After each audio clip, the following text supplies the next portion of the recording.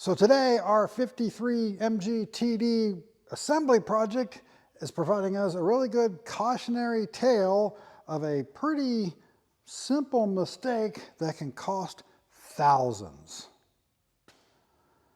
So the other day I got the engine and transmission out of it, and no, I didn't film it because I didn't even want to be taking it out, let alone filming it.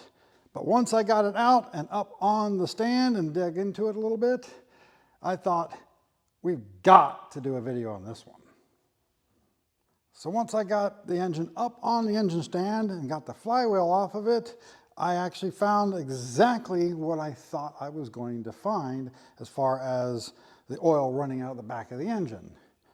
The oil galley plug behind the flywheel was missing, but that's actually the least concerning of what I found, because this is what we got here. Somebody just went absolutely bonkers with the blue RTV silicone. And that is actually a really bad thing. Now, first of all, you see, this is where the oil galley plug is supposed to go. And luckily, they did not put that in, because you'll see in a minute and I'll explain it to you. First of all, this guy's put a ton of money in this motor. He's got the crane cam in it. He's got the oil seal on the back here, which these I've had very mixed feelings about. I've installed one of these before. I've talked to guys who have worked on them, and they are very difficult to actually get them to seal properly, and sometimes they're better off not adding them. But you certainly don't fill these things all full of silicone like this when you install them. There was so much on here that it was rubbing the back of the flywheel, as you can see down here. So it was just rubbing all the silicone off the back of that, which that's not good. But over judicious use of silicone can be a really big problem, because it hangs out the side of the gaskets, it gets inside the engine, and this is probably the worst case I've ever seen.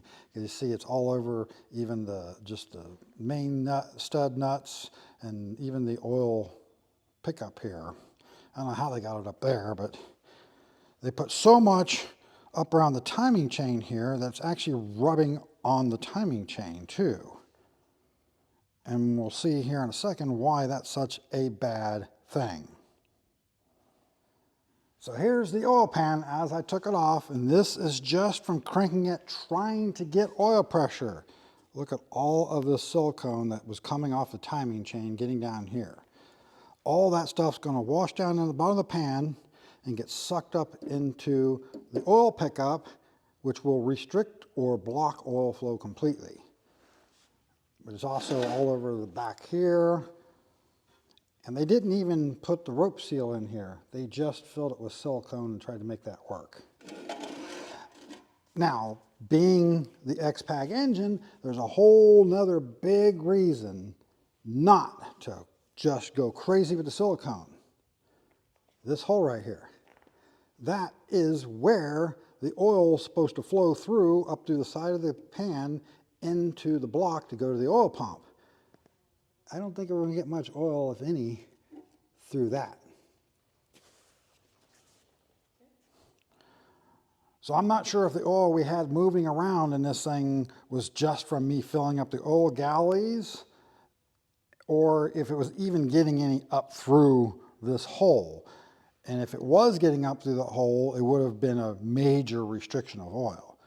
So if anybody who was not as detail oriented as I tend to be, and especially when it comes to firing up a new engine, I never, ever, and I will preach this till the day I die, never, ever put spark plugs in the engine, hook up fuel, or get any kind of ignition to it until you've verified you have good oil pressure, because that is when you will do some serious damage to an engine.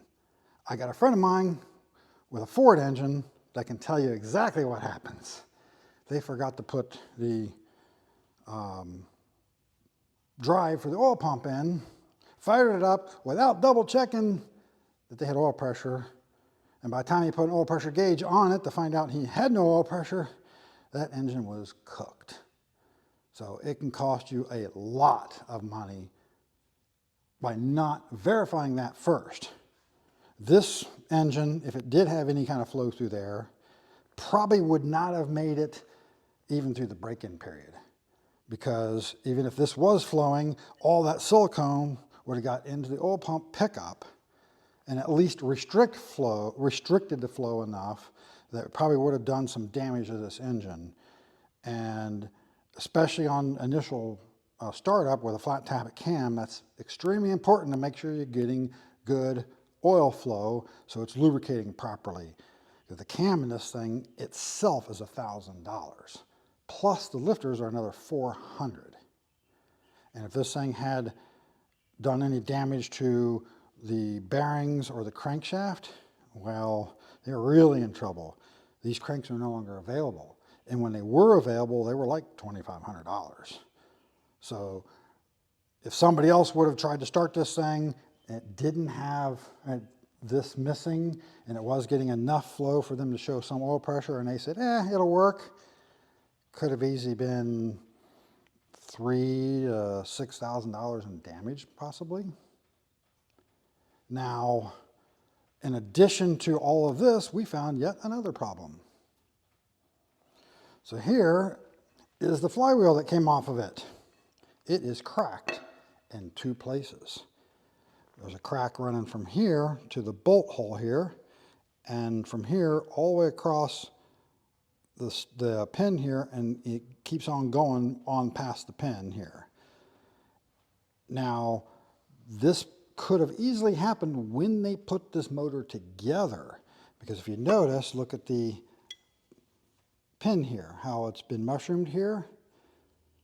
What they probably did is they probably didn't have this quite lined up properly and just ran the bolts down to tighten it up to the crankshaft with an impact, and that could have been when they cracked it.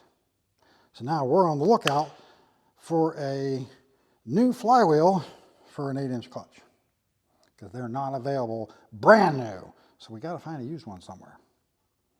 So after turning the flywheel over, you can actually see how far the crack actually goes up here. And in addition to that, they never surfaced the flywheel. See how rough this is? And they got a brand new clutch in this thing on that surface. So it really should have been resurfaced before they even put it in there. But yeah, all my concerns that I had about this engine when I seen all that blue silicone hanging out, well, I was justified in being concerned, I guess. Unfortunately, it's even worse than I thought it might be. Now, I don't know yet how far we're going to go into this thing.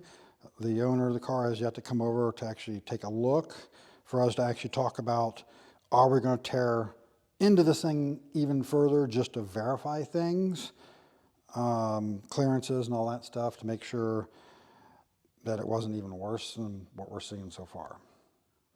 So one of the other things we did find too, half the oil pan bolts weren't even tight on this thing, but it would have never fell off because it was stuck on so good with all the silicone. Now what we will absolutely do, at a minimum, is take the timing cover off and make sure that it's not all full of garbage up and through here from all the silicone being brought up through there. Now what do you think we should do to this thing? Do you really think the owner ought to okay me stripping this thing completely down and basically starting the build from the base up? Or do you think we should maybe trust the rotating assembly as it is? Comment below.